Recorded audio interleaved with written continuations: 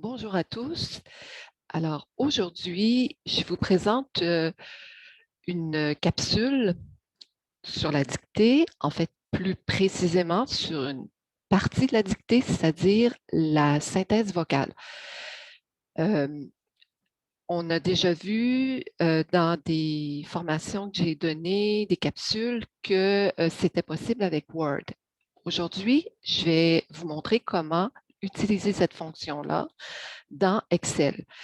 La capsule que je vous présente aujourd'hui se subdivise en deux parties. La première partie, c'est la façon de paramétrer la synthèse vocale. Je dis bien synthèse vocale et non pas reconnaissance vocale. On s'entend bien, là, c'est pour la relecture du texte. Alors, comment paramétrer la synthèse vocale dans Excel? On va voir que c'est un petit peu plus compliqué que dans Word, mais juste un petit peu plus. Il y a un petit peu plus d'options qui sont très intéressantes pour notre travail.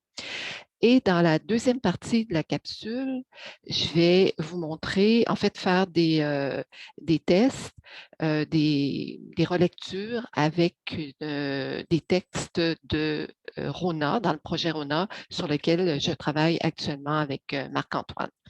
Alors, ce que vous voyez actuellement à l'écran, Ritema va vous faire parvenir la capsule, c'est elle qui va s'en occuper et vous allez avoir les liens euh, qui vous donnent accès aux pages de Microsoft dont je me sers pour la présentation. Alors, on va faire un petit peu de théorie. Je vais présenter les deux façons de paramétrer la synthèse vocale, la façon en anglais et la façon en français. Je le fais parce que les options ne sont pas tout à fait à la même place, tout simplement pour des raisons d'ordre alphabétique. Alors, on se cherche un peu, puis c'est pas tout à fait intuitif, là, comme on penserait que ça serait. Alors, justement, pour faciliter les choses à tout le monde, je vais le présenter d'abord en anglais, puis tout simplement parce que ma version est en anglais, et ensuite, je présenterai les menus en français. Donc, en anglais, quand vous entrez dans votre document, vous sélectionnez dans la barre d'accès rapide le petit icône ici. Alors, je vais vous montrer à quoi ça ressemble. Voilà, ma version à moi, mon Excel. Ici, c'est le petit icône ici sur lequel vous appuyez. Il va y avoir un menu déroulant et le menu déroulant, dans ce menu déroulant-là, vous sélectionnez More Commands. Alors, on va revenir au document de Microsoft. Alors, vous voyez ici More Commands. Ensuite, une fois que vous aurez sélectionné cette option-là, vous vous retrouvez dans une nouvelle fenêtre et vous avez ici Choose Commands. Vous le voyez ici. Et encore un petit menu déroulant. Vous sélectionnez All Commands. Et c'est là que ça devient un petit peu plus corsé là, pour les gens qui sont moins habitués avec Excel, un peu comme moi. Alors là, vous vous retrouvez avec énormément, énormément d'options. Alors, on va retourner à notre fichier Excel que je vous ai montré tout à l'heure. Alors, ça fait ici, More Commands. On se retrouve dans la fenêtre en question, Choose Commands. On sélectionne All Commands. Et là, si on regarde, mon premier réflexe, ça a été d'aller vérifier dans la lettre S, quelque chose comme si je ne trouvais pas Speech. Alors, je regarde Speech et je vois Speak, puis je vois Speech Bubble, puis je vois Speak Cells by Columns. Je n'étais pas trop certaine. Alors, je suis retournée faire mes devoirs. Je suis retournée voir la page Excel de Microsoft sur Excel. Et là, je me suis rendu compte qu'il y avait plusieurs options et qu'il faut toutes les sélectionner, les ajouter dans la boîte de droite. Toutes les options qui commencent par Speak, Speak Cells, Stop. Ça, c'est l'option pour arrêter la synthèse vocale. Ensuite, il y a l'option Speak Cells by Column. C'est quand on veut que la synthèse vocale fonctionne colonne par colonne. Speak Cells by Rows, quand on veut que la synthèse vocale fonctionne rang par rang, rangée par rangée. Speak Cell on Enter, je l'ai sélectionné, mais actuellement, je ne l'utilise pas. Je n'ai pas senti le besoin de le faire dans le travail qu'on fait. C'est ça. Donc, je les ai toutes sélectionnées, ajoutées. Et on voit en haut, quand on revient à la première page, que de nouveaux icônes sont apparus dans la barre d'accès rapide. Alors, voilà ce que ça donne. Évidemment, comme je travaille déjà avec ces fonctions-là, elles étaient déjà là. Puis on voit que ce n'est pas tout à fait la même chose que dans la page que je viens de vous montrer, mais on se retrouve très facilement. Donc, on voit qu'ici, il y a 1, 2, 3, 4, 5 icônes qui se sont rajoutées. Il y en a une ici, cette icône-là, c'est pour la lecture rangée par rangée. Ici, c'est pour déclencher, pour activer la fonction en cliquant ou plutôt en appuyant sur la touche Enter. Ici, c'est l'icône pour la synthèse vocale colonne par colonne. Ici, c'est pour arrêter. Admettons que je veux arrêter, il y a quelque chose là, qui retient mon attention, puis je ne veux pas perdre l'endroit où je suis rendue. Et ici, ben, c'est l'icône très, très importante, c'est l'icône qui permet de démarrer la synthèse vocale. Alors, ça, c'est pour l'anglais. Le français, la différence, c'est le même chemin. Je vais juste retourner, excusez-moi. Alors, le français, c'est encore, on voit, c'est exactement le même chemin. C'est pas c'est autres commandes.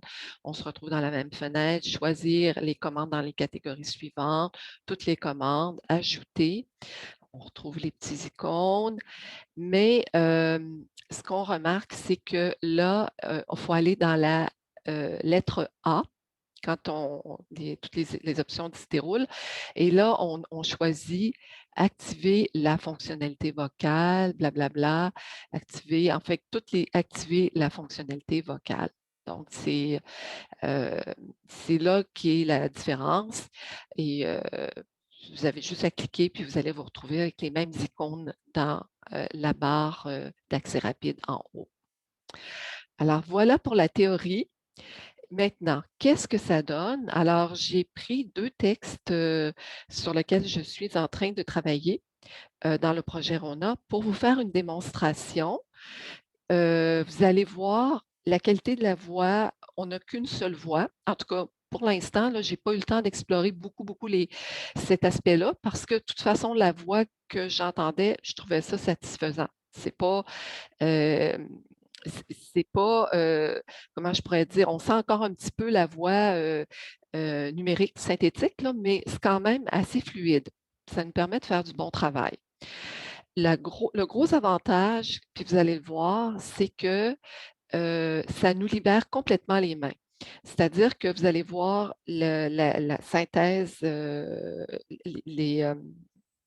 le texte déroulé cellule par cellule ou colonne par colonne, tout dépendant du mode que vous aurez choisi. Et ça vous permettra, vous ne pouvez pas sélectionner de texte, en tout cas d'après les essais que j'ai faits, parce que ça coupe automatiquement la voix.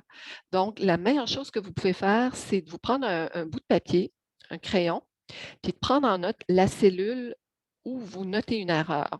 Et avec un petit code là, pour dire, je ne sais pas, G pour grammaire, vous avez sûrement des mots-clés que vous utilisez là, pour faire votre révision. Alors, vous les utilisez. Ça peut être répétition quand vous avez un doublon, par exemple. Vous avez écrit 2 fois de. Vous avez déjà écrit doublon, vous allez retourner à la cellule, puis vous allez voir tout de suite. Là.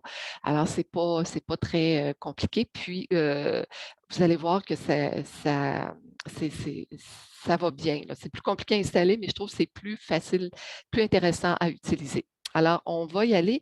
Je vais y aller avec le premier test. Ici, c'est un texte que je fais lire rangée par rangée. Parce que vous voyez, il y a juste une colonne. En fait, la colonne de gauche, c'est ce qu'on appelle les SKU, là, les numéros de produits.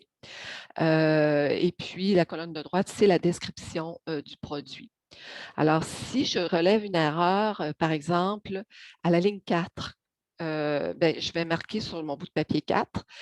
Puis, je vais marquer, par exemple, ici, j'envoie une erreur tout de suite, le boulon hexagonal, en fait, c'est boulon à tête hexagonale. Donc, je vais m'écrire un petit code pour dire que c'est à corriger. De toute façon, les corrections, il faut les entrer. Nous, on travaille avec MemoQ, donc je ne peux pas rentrer les corrections là. Il va falloir que je les rentre tout de suite après dans MemoQ. Alors, voici ce que ça donne. Donc, première étape, c'est sélectionner entièrement le texte. Donc, CTRL A. Et je retourne à mes icônes. Donc, je sélectionne Speak Sales by Row et je lance je vais faire lire les 2 premières descriptions là, pour pas que ça soit trop long, mais ça va vous donner quand même une idée de ce à quoi ça ressemble. Alors voilà, c'est parti. Procurez-vous ces boulons Precision de 1/2 pouce de diamètre pour mener à bien votre projet? Grâce à l'acier de calibre 2 dont il est fait, il supporte bien des couples de serrage élevés. Ce modèle de boulon à tête hexagonale se pose à différents angles. Sa tige à filetage complet en renforce la prise, ce qui crée des fixations stables. Ce boulon hexagonal en acier au fini en zinc ne se corrode pas. Il mesure 1,5 pouce de long. 63 866 341. Optez pour ce boulon Precision de 1/2 pouce afin d'obtenir des raccords solides dans vos travaux de montage. Sa tige à filetage intégral en renforce la prise pour qu'il demeure bien en place. Ce boulon à tête hexagonale, fait d'acier de calibre 2, tolère les couples de serrage élevés. Ce modèle à tête hexagonale se pose même dans les espaces restreints. Ce boulon hexagonal en acier au fini en zinc résiste mieux à la corrosion. 63 860. Voilà. Alors, pour interrompre la synthèse vocale, la relecture par la voix synthétique, alors j'ai cliqué sur Stop Speaking Cells. Maintenant, on va voir la différence avec la relecture colonne par colonne. Encore là, je sélectionne tout le texte à relire. Oups, un petit peu plus long. Et je sélectionne ici l'icône By Columns. Et voilà, c'est reparti. Rhône Product Number 63 866 824. 63 866 828. 63 Oups là. 866 834. 60. Alors, je vois que j'ai fait une erreur. J'aurais dû ne pas sélectionner la colonne A parce que il va, c'est ça, être un petit peu plus. Je vais repartir avec colonne B. C'est voilà. Alors, c'est reparti. Texte à puce du fournisseur 4. Mesure 3 pouces L. Et 1/2 pouce dia. Mesure 3,5 pouces et 1/2 pouce dia. Mesure 4,5 pouces L. Mesure 5 pouces L. Et 1/2 pouce dia. Vie de 1 pouce L. Grâce à son fini en métal, ce boulon a une allure lisse et soignée. Comme la tige n'a pas de point faible, elle ne risque pas de se déformer. Le filetage partiel assure une bonne résistance. Le filetage grossier partiel stabilise l'alignement. Le filetage grossier unifié maintient les boulons bien en place. La tête hexagonale laisse plus d'espace pour la visser et l'ajuster. Le corps en acier à faible teneur en carbone confère une grande ductilité. Boulons hexagonaux de. Alors voilà, j'ai interrompu et je pourrais aussi, si je voulais, faire une lecture, par, rangée, ça serait possible ici. Alors, voilà ce que ça va donner un petit peu la même chose que ce qu'on a vu dans l'exemple précédent. Donc, je reviens à l'icône rangée et voilà. 63 866 824. En acier inoxydable pauvre en carbone, garantie de longévité. Construction robuste pour une utilisation dans de nombreux profils. Tête cylindrique, ce qui renforce la prise. Mesure 3 pouces L. Et 1/2 pouce dia. 63 866 828. Pauvre en carbone, solide, garantie de longévité. Corps fileté, ce qui en facilite l'installation. Tête hexagonale pour une prise plus sécuritaire. Mesure 3,5 pouces et 1/2 pouce dia.